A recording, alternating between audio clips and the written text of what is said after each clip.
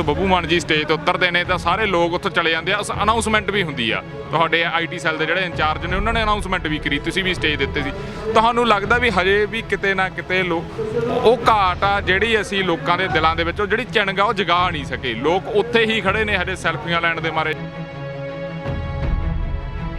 ਇਹਨੂੰ ਵੀ ਲੱਖੇ ਨਾਲ ਵਖਰੇਵੇਂ ਹੈਗੇ, ਸਾਡੇ ਆਪਸ ਵਿੱਚ ਦੇ ਵੀ ਬਹੁਤ ਵਖਰੇਵੇਂ ਹੈ, ਸਾਡੀਆਂ ਵਿਚਾਰਧਾਰਾਵਾਂ ਅੱਡ ਅੱਡ ਨੇ, ਸਾਡੇ ਸਿਧਾਂਤ ਅੱਡ ਅੱਡ ਹੈ। ਇਸ ਕਰਕੇ ਅਸੀਂ ਜੇ ਇਕੱਠੇ ਹੋਏ ਆ, ਇਹਨੇ ਵੀ ਵਿਚਾਰਧਾਰਾਵਾਂ ਇੱਕ ਕਰਕੇ ਇਕੱਠੇ ਹੋਏ ਆ। ਵਿਚਾਰਧਾਰਾਵਾਂ ਹੁਣ ਵੀ ਅੱਡ ਅੱਡ ਹੈ, ਅਸੀਂ ਇਕੱਠੇ ਹੋਏ ਮੁੱਦਿਆਂ ਤੇ। ਇਹ ਮੀਟਿੰਗਾਂ ਦੇ ਵਿੱਚ ਦੀਪ ਨੂੰ ਲੈ ਕੇ ਵੀ ਡਿਸਕਸ਼ਨ ਹੋਈ ਹੈ। ਪੰਜਾਬ ਦੀਆਂ ਜਥੇਬੰਦੀਆਂ ਨੇ ਇਹ ਸਹਿਮਤੀ ਦੇਤੀ ਬਈ ਕੁਛ ਹੈਗੀਆਂ ਨੇ ਛੋਟੀਆਂ ਮੋਟੀਆਂ ਸ਼ਰਤਾਂ ਹੈਗੀਆਂ ਨੇ ਵੀ ਉਹ ਸ਼ਰਤਾਂ ਤਹਿਤ ਸਾਡੇ ਵੱਲੋਂ ਪ੍ਰਵਾਨ ਹੈ, ਸਾਨੂੰ ਕੋਈ ਇਤਰਾਜ਼ ਨਹੀਂ। ਜਦੋਂ ਬੰਦੇ ਨੇ ਐਲਾਨ ਕਰਤਾ ਵੀ ਮੈਂ ਮੋਰਚੇ ਅੱਡ ਸਟੇਜ ਨਹੀਂ ਲਾਊਂਗਾ, ਮੋਰਚੇ ਦੇ ਸੱਦੇ ਤੋਂ ਬਿਨਾਂ ਕੋਈ ਵੱਖਰਾ ਸੱਦਾ ਨਹੀਂ ਦੇਊਂਗਾ, ਵੱਖਰਾ ਥਾਂ ਨਹੀਂ ਚੁਣੂੰਗਾ, ਥਾਂ ਵੀ ਦਿੱਲੀ ਹੋਊਗਾ, ਸਟੇਜ ਵੀ ਦਿੱਲੀ ਵਾਲੀ ਸੰਯੁਕਤ ਮੋਰਚੇ ਦੀ ਹੋਊਗੀ, ਸੱਦਾ ਵੀ ਸੰਯੁਕਤ ਮੋਰਚੇ ਦਾ ਹੋਊਗਾ। ਪਿਛਲੇ ਦਿਨੀ ਸਾਡੀ ਵੀ ਕਈ ਅਹਿਮ ਜਿਹੜੇ ਵੱਡੇ ਕਿਸਾਨ ਆਗੂ ਉਹਨਾਂ ਨਾਲ ਗੱਲਬਾਤ ਹੋਈ, ਉਹਨਾਂ ਨੇ ਇੱਕ ਮਾਫੀ ਵਾਲੀ ਗੱਲ ਵੀ ਕਹੀ ਵੀ ਮਾਫੀ ਮੰਗਣੀ ਚਾਹੀਦੀ ਹੈ। ਇਹ ਚੀਜ਼ ਵੀ ਹੋ ਸਕਦੀ ਆ ਜਾਂ ਇਹ ਤੁਹਾਨੂੰ ਲੱਗਦਾ ਵੀ ਇਹ ਹੋਣੀ ਚਾਹੀਦੀ ਆ ਮਾਫੀ ਵਾਲੀ ਗੱਲ? ਫਿਰ ਗਲਤੀਆਂ ਤਾਂ ਸਾਰਿਆਂ ਤੋਂ ਹੀ ਹੋਣਗੀਆਂ।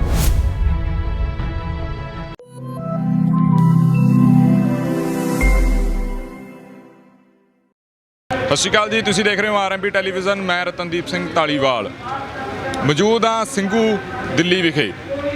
ਸੰਯੁਕਤ ਮੋਰਚੇ ਦੀ ਇੱਕ ਅਹਿਮ ਮੀਟਿੰਗ ਹੋਣ ਜਾ ਰਹੀ ਆ 27 ਤਰੀਕ ਨੂੰ। ਉਸ ਮੀਟਿੰਗ ਦੇ ਵਿੱਚ ਕੀ ਏਜੰਡਾ ਰਹਿਣ ਵਾਲਾ ਤੇ ਖਾਸ ਕਰਕੇ ਜਿਹੜੀਆਂ ਪੰਜਾਬ ਦੀਆਂ ਜਥੇਬੰਦੀਆਂ ਹੈਗੀਆਂ ਮੀਟਿੰਗਾਂ ਚੱਲ ਰਹੀਆਂ ਹੈਗੀਆਂ, 8-9 ਗੁਪਤ ਮੀਟਿੰਗਾਂ ਹੋਈਆਂ ਗਈਆਂ ਜਿਸ ਦੇ ਵਿੱਚ ਵੱਡਾ ਨਾਮ ਆਉਂਦਾ ਗਾ ਕਮਰ ਗਰੇਵਾਲ ਦਾ, ਹਰਫ ਚੀਮੇ ਦਾ, ਹਰਿੰਦਰ ਸਿੰਘ ਦਾ ਨਾਮ ਆਉਂਦਾ ਗਾ। ਜਿਹੜੀਆਂ ਮੀਟਿੰਗਾਂ ਲੱਖਾ ਸਿੰਘ ਸਿਧਾਣਾ ਨੂੰ ਲੈ ਕੇ ਤੇ ਦੀਪ ਸਿੱਧੂ ਨੂੰ ਲੈ ਕੇ ਹੋ ਰਿਹਾ ਗਾ, ਮੀਟਿੰਗਾਂ ਦੇ ਵਿੱਚ ਕੀ ਨਿਕਲ ਰਿਹਾ ਗਾ ਜਾਂ ਕੀ ਸ਼ਰਤਾਂ ਰੱਖੀਆਂ ਜਾ ਰਹੀਆਂ ਸਟੇਜ ਤੇ ਆਉਣ ਵਾਸਤੇ, ਉਹਨਾਂ ਨੂੰ ਸਟੇਜ ਤੇ ਆਉਣ ਦਿੱਤਾ ਜਾਊਗਾ ਜਾਂ ਨਹੀਂ ਆਉਣ ਦਿੱਤਾ ਜਾਊਗਾ, ਜਿਹੜਾ ਇਹ ਸਸਪੈਂਸ ਬਣਿਆ ਹੋਇਆ ਹੈਗਾ, ਇਹਦੇ ਬਾਰੇ ਗੱਲਬਾਤ ਕਰਦੇ ਹਾਂ। ਸਾਡੇ ਨਾਲ ਮੌਜੂਦ ਨੇ ਸੁਰਜੀਤ ਸਿੰਘ ਫੂਲ ਸਾਹਿਬ। ਜਿਹੜੀਆਂ ਇਹ ਮੀਟਿੰਗਾਂ ਹੋ ਰਹੀਆਂ ਹੈਗੀਆਂ ਕਿਨਾਰੇ ਲੱਗੂਗੀ ਗੱਲ? ਜਿਹੜੀਆਂ ਲੱਖੇ ਵਾਲੇ ਨਾਲ ਸੰਬੰਧਿਤ ਹੈ ਜੀ, ਹਾਂਜੀ। ਉਹਦੇ ਤੋਂ ਪਹਿਲਾਂ ਸਮਝ ਲਓ ਕੱਲ੍ਹ ਦੂਜੀ ਮੀਟਿੰਗ ਸੀਗੀ, ਇਸ ਤੋਂ ਪਹਿਲਾਂ 20 ਤਾਰੀਖ ਨੂੰ ਮੀਟਿੰਗ ਸੀਗੀ, ਕੱਲ੍ਹ 24 ਨੂੰ ਸੀਗੀ ਜੀ। ਦੋਹਾਂ ਮੀਟਿੰਗਾਂ ਦੇ ਵਿੱਚ ਹੀ ਸਮਝ ਲਓ ਵੀ ਲੱਖੇ ਸਿਧਾਣੇ ਤੇ ਉਹਦੀ ਜਿਹੜੀ ਉਹਦੇ ਮਗਰ ਸਾਰੀ ਫੋਰਸ ਹੈ, ਨੌਜਵਾਨ ਫੋਰਸ ਹੈ, ਉਸ ਨੂੰ ਕਲਾਵੇ 'ਚ ਲਿਆ ਜਾਵੇ ਤੇ ਉਹਦੇ ਜਿਹੜੇ ਹੈਗੇ ਆ ਸੁਰੱਖਿਆ ਦੀ, ਉਹਦੀ ਗ੍ਰਿਫਤਾਰੀ ਤੋਂ ਰੋਕਣ ਦੀ ਇੱਧਰੋਂ ਐਲਾਨ ਕੀਤਾ ਜਾਵੇ ਵੀ ਅਸੀਂ ਐਲਾਨ ਇੱਥੇ ਉਹਨੂੰ ਗ੍ਰਿਫਤਾਰ ਨਹੀਂ ਹੋਣ ਦੇਵਾਂਗੇ। ਏਜੰਡਾ ਲੱਗਿਆ, ਕੱਲ੍ਹ ਵੀ ਕਾਫੀ ਚਰਚਾ ਹੋਈ ਹੈ। ਤੇ ਸਾਡਾ ਦੂਜਾ ਨੁਮਾਇੰਦਾ ਸੀਗਾ, ਮੈਂ ਪੰਜਾਬ ਗਿਆ ਹੋਇਆ ਸੀਗਾ, ਬਲਦੇਵ ਸਿੰਘ ਜੀਰਾ ਸਾਡੇ ਮੀਟਿੰਗ 'ਚ ਸੀਗੇ। ਉਹਦੇ ਨਾਲ ਦੇ ਦੱਸਣ ਮੁਤਾਬਕ ਵੀ ਇੱਕ ਵਾਰੀ ਜਿਹੜਾ ਪੰਜਾਬ ਦੀਆਂ ਜਥੇਬੰਦੀਆਂ ਨੇ ਇਹ ਸਹਿਮਤੀ ਦੇਤੀ ਬਈ ਕੁਛ ਹੈਗੀਆਂ ਨੇ ਛੋਟੀਆਂ ਮੋਟੀਆਂ ਸ਼ਰਤਾਂ ਹੈਗੀਆਂ ਨੇ ਵੀ ਉਹ ਸ਼ਰਤਾਂ ਤਹਿਤ ਸਾਡੇ ਵੱਲੋਂ ਪ੍ਰਵਾਨ ਹੈ, ਸਾਨੂੰ ਕੋਈ ਇਤਰਾਜ਼ ਨਹੀਂ। ਤੇ ਜੇ ਸੰਯੁਕਤ ਮੋਰਚੇ ਵਾਲੇ ਜਿਹੜੀਆਂ ਜਿਹਦੇ ਵਿੱਚ ਪੰਜਾਬ ਤੋਂ ਬਾਹਰਲੀਆਂ ਜਥੇਬੰਦੀਆਂ ਵੀ ਹੈਗੀਆਂ ਨੇ ਵੀ ਉਹਨੂੰ ਫਾਈਨਲ ਪ੍ਰਵਾਨਗੀ ਵਾਸਤੇ ਉਹਨੂੰ ਦੇਤਾ। ਇੰਨੀ ਸਾਨੂੰ ਉਹਦੇ ਵਿੱਚ ਰਿਪੋਰਟ ਸਾਡੇ ਨੁਮਾਇੰਦੇ ਰਾਹੀਂ ਰਿਪੋਰਟ ਮਿਲੀ ਹੈ ਜੀ। ਅਸੀਂ ਤੁਹਾਡੇ ਨਾਲੋਂ ਪਹਿਲਾਂ ਬਲਵੰਤ ਸਿੰਘ ਬਹਿਰਾਮ ਕੇ ਜੀ ਨਾਲ ਗੱਲ ਕਰ ਰਹੇ ਸੀ, ਉਹਨਾਂ ਨੇ ਵੀ ਕਿਹਾ ਵੀ ਕੁਝ ਮਾਮੂਲੀ ਸ਼ਰਤਾਂ ਗੀਆਂ। ਸ਼ਰਤਾਂ ਤੋਂ ਭਾਵ ਕੀ ਹੋ ਸਕਦਾ ਗਾ? ਸ਼ਰਤਾਂ ਜੀ ਵੇਖੋ, ਹੁਣ ਤਾਂ ਜਿਹੜਾ ਬੰਦੇ ਨੇ ਇਹ ਮੀਟਿੰਗ ਹੁੰਦੀ ਹੈ, ਮੀਟਿੰਗ ਦੀ ਪ੍ਰਧਾਨਗੀ ਕਰਦਾ, ਉਹਦੀ ਗਾਹਾਂ ਉਹ ਪ੍ਰੈਸ ਨੂੰ ਵੀ ਸੰਬੋਧਿਤ ਹੁੰਦਾ। ਵੱਧ ਤਾਂ ਕਹਿਣ ਦਾ ਭਾਵ ਡਿਟੇਲ 'ਚ ਤਾਂ ਉਹਨੇ ਦੱਸਣਾ ਹੁੰਦਾ, ਪਰ ਉਹ ਕੁੱਲ ਮਿਲਾ ਕੇ ਇਹ ਸੀਗਾ ਵੀ ਮਤਲਬ ਆਮ ਸਹਿਮਤੀ ਸਾਰਿਆਂ ਦੀ ਹੋ ਗਈ ਇਹਦੇ ਤੇ ਵੀ ਉਹਨੂੰ ਉਹਨਾਂ ਦੀ ਫੋਰਸ ਦੇ ਸਮੇਤ ਉਹਨੂੰ ਮੋਰਚੇ ਦੇ ਵਿੱਚ ਜਿਵੇਂ ਪਹਿਲਾਂ ਦੀ ਤਰ੍ਹਾਂ ਉਹਨੂੰ ਮੋਰਚੇ 'ਚ ਲਿਆ ਜਾਵੇ ਤੇ ਉਹਦੀ ਜਿਹੜੇ ਹੈਗੇ ਹੈ ਐਲਾਨ ਕੀਤਾ ਜਾਵੇ ਵੀ ਅਸੀਂ ਉਹਨੂੰ ਉਹਦੀ ਗ੍ਰਿਫਤਾਰੀ ਮੋਰਚੇ ਦੇ ਵਿੱਚੋਂ ਇੱਥੋਂ ਧਰਨੇ ਦੇ ਵਿੱਚੋਂ ਨਹੀਂ ਹੋਣ ਦੇਵਾਂਗੇ ਜੀ। ਫੂਲ ਸਾਹਿਬ, ਜਿਵੇਂ ਤੁਸੀਂ ਕਿਹਾ ਵੀ ਕੱਲ੍ਹ ਦੂਜੀ ਮੀਟਿੰਗ ਹੋਈ ਆ, ਬਲਵੰਤ ਸਿੰਘ ਜੀ ਨੇ ਕਿਹਾ 4-5 ਮੀਟਿੰਗਾਂ ਹੋ ਗਈਆਂ, ਸਾਡੇ ਸੋਰਸ ਦੱਸ ਰਿਹਾ ਵੀ 8-9 ਮੀਟਿੰਗਾਂ ਹੋ ਗਈਆਂ। ਤੁਹਾਨੂੰ ਲੱਗਦਾ ਵੀ ਇਹ ਗੱਲ ਐਡੀ ਵੱਡੀ ਸੀਗੀ ਵੀ ਇੰਨੀਆਂ ਲੰਬੀਆਂ ਮੀਟਿੰਗਾਂ ਚੱਲਣੀਆਂ ਚਾਹੀਦੀਆਂ ਸੀ ਜਾਂ ਇੰਨਾ ਕੁਝ ਹੋਣਾ ਚਾਹੀਦਾ ਸੀਗਾ? ਦੇਖੋ ਜੀ, ਜਿਹੜੀਆਂ ਤਾਂ ਹੋਈਆਂ ਫਾਰਮਲ ਮੀਟਿੰਗਾਂ ਉਹ ਤਾਂ ਦੋ ਹੀ ਹੋਈਆਂ ਨੇ, ਕਿਉਂਕਿ ਫਾਰਮਲ ਮੀਟਿੰਗ ਤਾਂ ਉਹੀ ਹਨ ਜਿਹਦੇ ਵਿੱਚ 32 ਸ਼ਾਮਲ ਹੋਣ ਤੇ ਏਜੰਡਾ ਲੱਗਿਆ ਹੋਵੇ। ਇਸ ਤੋਂ ਬਿਨਾਂ ਇਨਫਾਰਮਲ ਵੀ ਮੀਟਿੰਗਾਂ ਹੁੰਦੀਆਂ ਨੇ, ਗੈਰ ਰਸਮੀ ਮੀਟਿੰਗਾਂ ਜਿਹੜੇ ਕਿ ਆਪਣਾ ਜਿਵੇਂ ਤੁਸੀਂ ਗਾਇਕਾਂ ਦੀ ਦੱਸਦੇ ਹੋ ਬਈ ਕਲਾਕਾਰਾਂ ਨੇ, ਗਾਇਕਾਂ ਨੇ ਆਪ ਪਹਿਲ ਕਦਮੀ ਕਰਕੇ, ਕਮਰ ਗਰੇਵਾਲ ਹੋਰਾਂ ਨੇ ਆਗੂਆਂ ਨੂੰ ਮਿਲੇ ਆ ਜੀ, ਕਿਸੇ ਨੂੰ 2 ਆਗੂਆਂ ਨੂੰ ਮਿਲੇ ਹੋਣੇ, 4 ਮਿਲੇ ਨੂੰ, ਉਹ ਠੀਕ ਹੈ, ਉਹ ਮੀਟਿੰਗਾਂ ਵੀ ਹੋਣਗੀਆਂ। ਪਰ ਮੈਂ ਤਾਂ 2 ਮੀਟਿੰਗਾਂ ਦਾ ਜਿਹੜੀਆਂ ਫਾਰਮਲ ਮੀਟਿੰਗਾਂ ਹੋਈਆਂ ਜਿਹਦੇ ਵਿੱਚ ਬਕਾਇਦਾ ਸੱਦਾ ਦੇ ਕੇ ਝੰਡਾ ਲਾ ਕੇ ਮੀਟਿੰਗਾਂ ਹੋਈਆਂ, ਉਹ 2 ਹੀ ਹੋਈਆਂ ਨੇ।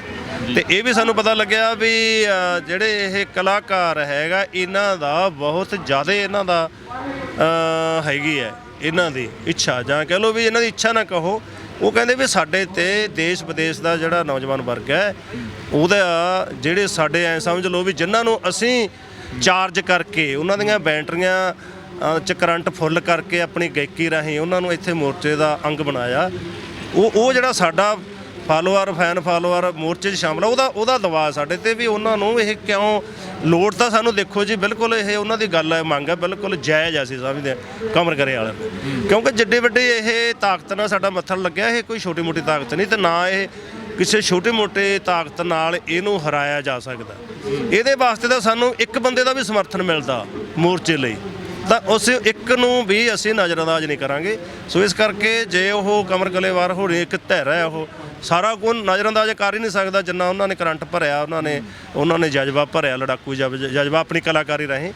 ਜੇ ਉਹ ਮੰਨ ਰਹੇ ਆ ਵੀ ਇੰਨਾ ਹਿੱਸਾ ਨੂੰ ਲਿਆਉਣਾ ਜ਼ਰੂਰੀ ਹੈ ਲੱਖੇ ਸਿਧਾਣੇ ਸਮੇਤ ਉਹਨਾਂ ਹਿੱਸਿਆਂ ਨੂੰ, ਤਾਂ ਬਿਲਕੁਲ ਉਹਨਾਂ ਦੇ ਸਾਨੂੰ ਅਸੀਂ ਤਾਂ ਵੇਖਿਆ ਆਪਦੇ ਜਥੇਬੰਦੀ ਵੱਲੋਂ ਉਦੋਂ ਤੋਂ ਸ਼ੁਰੂ 'ਚ ਹੀ ਸਾਡੀ ਤਾਂ ਹੈਗੀ ਹੈ ਵੀ ਇਹ ਜੇ ਕੋਈ ਫਰਕ ਹੈ, ਕੋਈ ਵਿਚਾਰਾਂ ਦਾ ਫਰਕ ਹੈ, ਕੋਈ ਰਾਇਆਂ ਦਾ ਫਰਕ ਹੈ, ਕੋਈ ਕਿਸੇ ਐਕਸ਼ਨ ਪ੍ਰੋਗਰਾਮ ਤੇ ਕੋਈ ਬਖਰੇਵਾ ਆ ਗਿਆ, ਇਹਨਾਂ ਨੂੰ ਲੈ ਕੇ ਇਹ ਠੀਕ ਹੈ। ਜਦੋਂ ਅਸੀਂ ਘੋਲ ਜਿੱਤ ਲਿਆ, ਅਸੀਂ ਜਿੱਤ ਕੇ ਪੰਜਾਬ 'ਚ ਮੁੜੇ, ਉਦੋਂ ਸਾਰੀਆਂ ਤਰ੍ਹਾਂ ਆਜ਼ਾਦ ਹੋਣਗੀਆਂ ਵੀ ਇਹਦਾ ਸਾਰਾ ਲੇਖਾ ਜੋਖਾ ਕਰਨ, ਇਹਦਾ ਵਿਸ਼ਲੇਸ਼ਣ ਕਰਨ, ਕਿਸੇ ਵੀ ਧਿਰ ਬਾਰੇ ਕਿਸੇ ਵੀ ਜਥੇਬੰਦੀ ਬਾਰੇ ਕੋਈ ਵਿਸ਼ਲੇਸ਼ਣ ਕਰ ਸਕਦੀ ਹੈ ਵੀ ਮੋਰਚੇ ਨੂੰ ਜਿੱਤਣ 'ਚ ਫਲਾਣਿਆਂ ਦਾ ਰੋਲ ਨੈਗੇਟਿਵ ਸੀ, ਫਲਾਣਿਆਂ ਦਾ ਪੋਜ਼ੀਟਿਵ ਸੀ। ਵੀ ਹੁਣ ਅਸੀਂ ਅੱਧ ਵਿਚਾਲੇ ਜੇ ਇਸ ਵਾਢੇ 'ਚ ਪੈ ਗਏ ਤਾਂ ਸਾਨੂੰ ਐਂ ਲੱਗਦਾ ਵੀ ਉਹ ਸਾਡਾ ਜਿਹੜਾ ਅਸੀਂ ਜਿੱਥੇ ਸਾਡਾ ਨਿਸ਼ਾਨਾ ਹੈਗਾ, ਜਿੱਥੇ ਮੰਜ਼ਿਲ ਹੈਗਾ, ਮੰਜ਼ਿਲ ਤੋਂ ਸਾਡਾ ਧਿਆਨ ਡਿਵਰਟ ਹੋਊਗਾ। ਸਾਨੂੰ ਇਸ ਕਰਕੇ ਜਿਹੜੀਆਂ ਕੋਈ ਫਰਕ ਸ਼ਰਕਾਂ ਵਾਲੀਆਂ ਗੱਲਾਂ ਹੈਗੀਆਂ ਨੇ ਉਹਨਾਂ ਨੂੰ ਭਵਿੱਖ ਤੇ ਛੱਡਦੇ ਹੋਏ ਉਹਨਾਂ ਦੀ ਤੇ ਬੰਦੇ ਜਿਹੜੇ ਜੇ ਘੱਟੋ ਘੱਟ ਤਾਂ ਇੰਨੀ ਸ਼ਰਤ ਤਾਂ ਅਸੀਂ ਕਹਿੰਦੇ ਵੀ ਲੱਖੇ ਵਰਗਿਆਂ ਨੂੰ ਕਰਨੀ ਚਾਹੀਦੀ ਹੈ।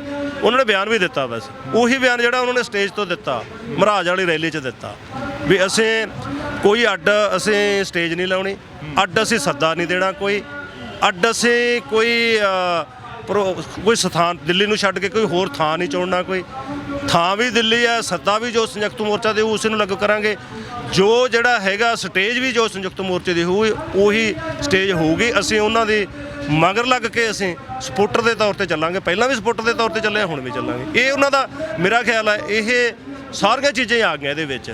ਜੇ ਉਹੀ ਇੱਥੇ ਆ ਕੇ ਵੀ ਸਾਡੀਆਂ ਜਥੇਬੰਦੀਆਂ ਦੀ ਵੀ ਇਹੀ ਮੰਗ ਹੈਗੀ ਹੈ ਵੀ ਇਹੀ ਗੱਲਾਂ ਇੱਥੇ ਆ ਕੇ ਕਹਦੇ, ਉਹ ਇਹੀ ਸ਼ਰਤ ਹੈ। ਮੈਨੂੰ ਲੱਗਦਾ ਵੀ ਇਹ ਸ਼ਰਤ ਕੋਈ ਨਜਾਇਜ਼ ਵੀ ਨਹੀਂ ਤੇ ਮੈਨੂੰ ਲੱਗਦਾ ਉਹ ਸ਼ਰਤ ਨੂੰ ਮੰਨਣ ਦੇ ਵਿੱਚ ਵੀ ਦਿੱਕਤ ਨਹੀਂ ਹੋਣੀ ਉਹਦੀ ਕੋਈ। ਪਿਛਲੇ ਦਿਨੀ ਸਾਡੀ ਵੀ ਕਈ ਅਹਿਮ ਜਿਹੜੇ ਵੱਡੇ ਕਿਸਾਨ ਆਗੂ ਉਹਨਾਂ ਨਾਲ ਗੱਲਬਾਤ ਹੋਈ, ਉਹਨਾਂ ਨੇ ਇੱਕ ਮਾਫੀ ਵਾਲੀ ਗੱਲ ਵੀ ਕਹੀ ਵੀ ਮਾਫੀ ਮੰਗਣੀ ਚਾਹੀਦੀ ਹੈ। ਇਹ ਚੀਜ਼ ਵੀ ਹੋ ਸਕਦੀ ਆ ਜਾਂ ਇਹ ਤੁਹਾਨੂੰ ਲੱਗਦਾ ਵੀ ਇਹ ਹੋਣੀ ਚਾਹੀਦੀ ਆ ਮਾਫੀ ਵਾਲੀ ਗੱਲ? ਫਿਰ ਗਲਤੀਆਂ ਤਾਂ ਸਾਰਿਆਂ ਤੋਂ ਹੀ ਹੋਣਗੀਆਂ। ਦੇਖੋ ਜੀ ਜਿਹੜਾ ਸਾਡੀ ਤਾਂ ਪਹਿਲਾਂ ਵੀ ਹੈਗੀ ਹੈ ਵੀ ਇਹ ਤਾਂ ਫਿਰ ਮਾਫੀਆਂ ਦਾ ਇੱਕ ਸਿਲਸਿਲਾ ਛੁੱਟ ਜਾਊਗਾ ਵੀ ਜੇ ਕਿਸੇ ਤੋਂ ਹੋਰ ਗਲਤੀਆਂ ਹੋਣਗੀਆਂ ਉਹ ਵੀ ਸਟੇਜ ਤੋਂ ਆ ਕੇ ਮਾਫੀ ਮੰਗੇ।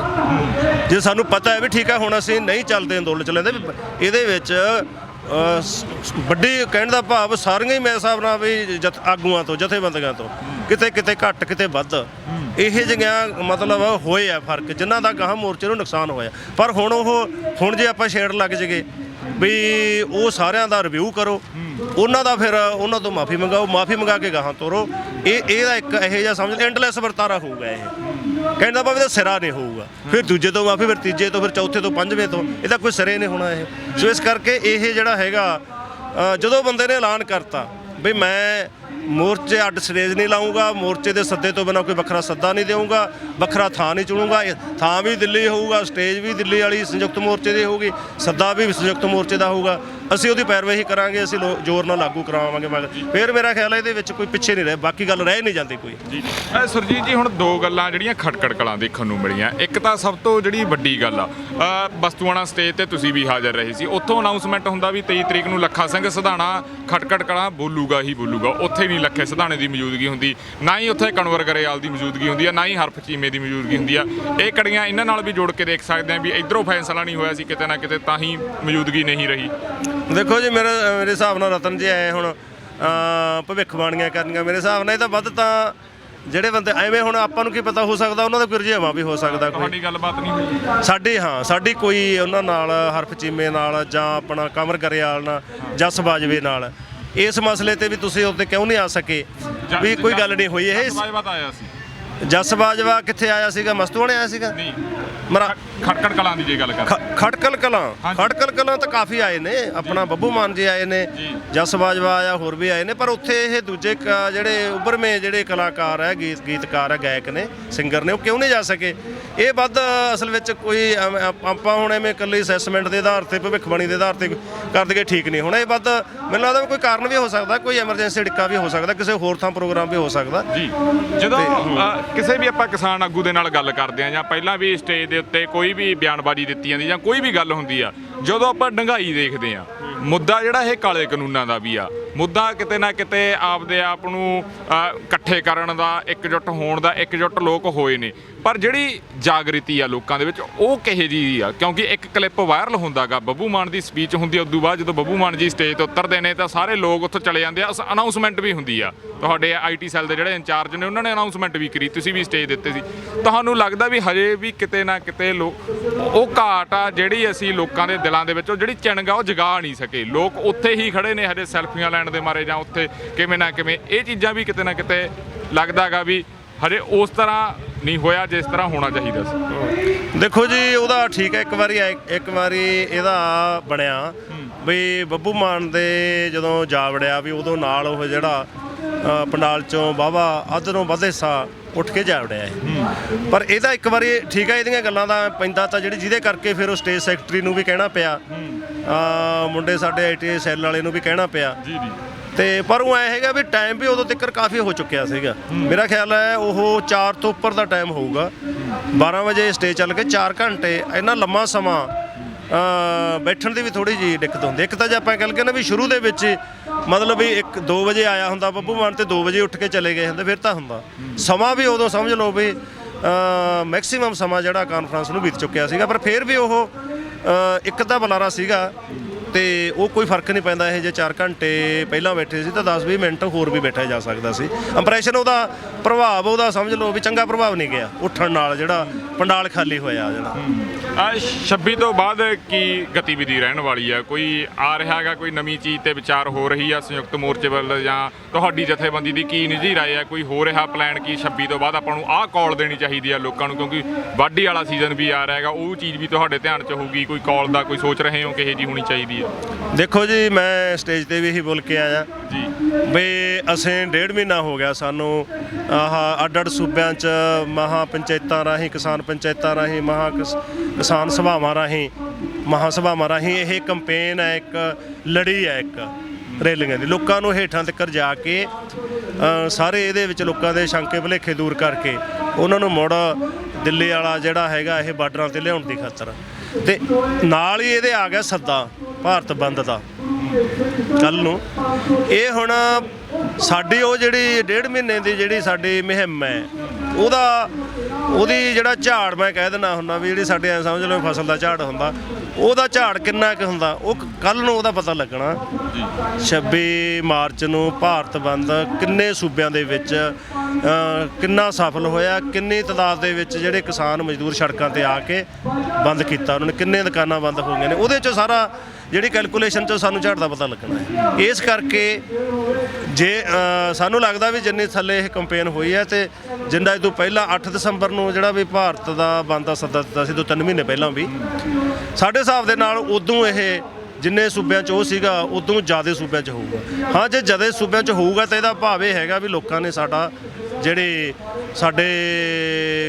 ਸਾਡੇ ਸੱਦੇ ਨੂੰ ਲੋਕ ਆਨ ਕਰ ਰਹੇ ਨੇ ਤੇ ਫਿਰ ਸਾਨੂੰ ਗਾਹਾਂ ਵਾਲਾ ਜਿਹੜਾ ਅਗਲਾ ਸੱਦਾ ਜਿਹੜਾ ਦੇਣਾ, ਦਿੱਲੀ ਕੇਂਦਰ ਤੱਕ ਕੋਈ ਸੱਦਾ ਦੇਣਾ, ਸਰਕਾਰ ਨੂੰ ਸਮੱਸਿਆ ਖੜੀ ਕਰਨ ਵਾਲਾ, ਸਰਕਾਰ ਦੇ ਸਿਰਦਰਦੀ ਖੜਾ ਕਰਨ ਵਾਲਾ, ਉਹ ਫਿਰ ਕੱਲ੍ਹ ਵਾਲੇ ਮੋਰਚੇ 'ਚੋਂ ਆਪਣਾ ਜਿਹੜਾ ਸੱਦਾ ਹੈਗਾ ਉਹਦੀ ਸਫਲਤਾ 'ਚੋਂ ਉਹਦਾ ਆਧਾਰ ਬਣਨਾ, ਉਹਦੀ ਸਫਲਤਾ ਦੇ ਹਿਸਾਬ ਨਾਲ ਜਿਹੜਾ ਅਗਲਾ ਸੱਦਾ ਦਿੱਤਾ ਜਾਊ। ਮੈਂ ਜੇ ਨਹੀਂ ਹੋਣਾ, ਮੈਨੂੰ ਪੱਕੀ ਉਮੀਦ ਹੈ ਵੀ ਕੱਲ੍ਹ ਵਾਲਾ ਸਾਡਾ ਜਿਹੜਾ ਸੱਦਾ ਸਫਲ ਹੋਊਗਾ ਤੇ ਉਹ ਗਾਹਾਂ ਵਾਲੇ ਸਾਨੂੰ ਲੀਡਰਸ਼ਿਪ ਨੂੰ ਜਾਂ ਸੰਯੁਕਤ ਕਿਸਾਨ ਮੋਰਚੇ ਦੇ ਆਗੂਆਂ ਨੂੰ ਇੱਕ ਇਹ ਮਜਬੂਰ ਕਰੂਗਾ ਵੀ ਜੇ ਆਹ ਹੁਣ ਸਾਡਾ ਸੱਦਾ ਉਹਨਾਂ ਨੇ ਹੰਗਾਰਾ ਦਿੱਤਾ ਤਾਂ ਅਗਲਾ ਸੱਦਾ ਵੀ ਦਿਓ, ਲੋਕ ਹੰਗਾਰਾ ਦੇਣਗੇ ਉਹਦੇ ਤੇ ਵੀ। ਜੀ ਮੈਂ ਜਾਂਦੇ ਲਾਸਟ ਸਵਾਲ ਲੈਣਾ ਚਾਹੂੰਗਾ 27 ਦੀ ਮੀਟਿੰਗ ਤੋਂ ਬਾਅਦ 28 ਨੂੰ ਸਾਰੀਆਂ ਤਸਵੀਰਾਂ ਸਾਨੂੰ ਸਟੇਜ ਦੇ ਉੱਤੇ ਇਕੱਠੀਆਂ ਦੇਖਣ ਨੂੰ ਮਿਲਣਗੀਆਂ, ਸਾਰੇ ਇਕੱਠੇ ਦੇਖਣ ਨੂੰ ਮਿਲਣਗੇ 26 ਤੋਂ ਜੀ 27 ਦੀ ਮੀਟਿੰਗ ਤੋਂ ਬਾਅਦ ਜਿਹੜੀ 27 ਨੂੰ ਸੰਯੁਕਤ ਮੋਰਚੇ ਦੀ ਮੀਟਿੰਗ ਹੋ ਰਹੀ ਹੈ, ਉਸ ਤੋਂ ਬਾਅਦ 28 ਨੂੰ ਇੱਕ ਨਵੀਂ ਤਸਵੀਰ ਦੇਖਣ ਨੂੰ ਮਿਲੂ।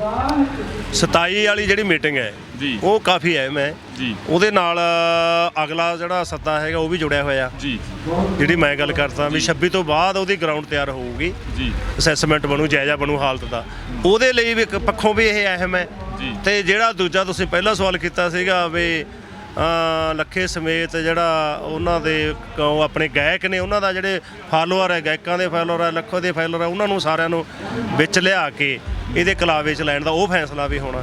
ਇਸ ਕਰਕੇ 27 ਵਾਲੀ ਮੀਟਿੰਗ ਦੋਨਾਂ ਪੱਖੋਂ ਹੀ ਅਹਿਮ ਹੈ ਤੇ ਸਾਨੂੰ ਉਮੀਦ ਹੈ ਵੀ ਕਿਉਂਕਿ ਸਾਰੇ ਦੇ ਸਾਰੇ ਠੀਕ ਹੈ, ਵਖਰੇਵੇਂ ਸਾਡੀਆਂ ਸੰਯੁਕਤ ਮੋਰਚੇ ਦੀਆਂ ਜਥੇਬੰਦੀਆਂ ਦੇ ਵਿੱਚ ਆਏ ਨੇ ਵੀ ਲੱਖੇ ਨਾਲ ਵਖਰੇਵੇਂ ਹੈਗੇ, ਸਾਡੇ ਆਪਸ ਵਿੱਚ ਦੇ ਵੀ ਬਹੁਤ ਵਖਰੇਵੇਂ ਹੈ, ਸਾਡੀਆਂ ਵਿਚਾਰਧਾਰਾਵਾਂ ਅੱਡ ਅੱਡ ਨੇ, ਸਾਡੇ ਸਿਧਾਂਤ ਅੱਡ ਅੱਡ ਹੈ। ਇਸ ਕਰਕੇ ਅਸੀਂ ਜੇ ਇਕੱਠੇ ਹੋਏ ਆ, ਇਹਨੇ ਵੀ ਵਿਚਾਰਧਾਰਾਵਾਂ ਇੱਕ ਕਰਕੇ ਇਕੱਠੇ ਹੋਏ ਆ, ਵਿਚਾਰਧਾਰਾਵਾਂ ਹੁਣ ਵੀ ਅੱਡ ਅੱਡ ਹੈ, ਅਸੀਂ ਇਕੱਠੇ ਹੋਏ ਮੁੱਦਿਆਂ ਤੇ। ਇਹ ਮੀਟਿੰਗਾਂ ਦੇ ਵਿੱਚ ਦੀਪ ਨੂੰ ਲੈ ਕੇ ਵੀ ਡਿਸਕਸ਼ਨ ਹੋਈ ਹੈ?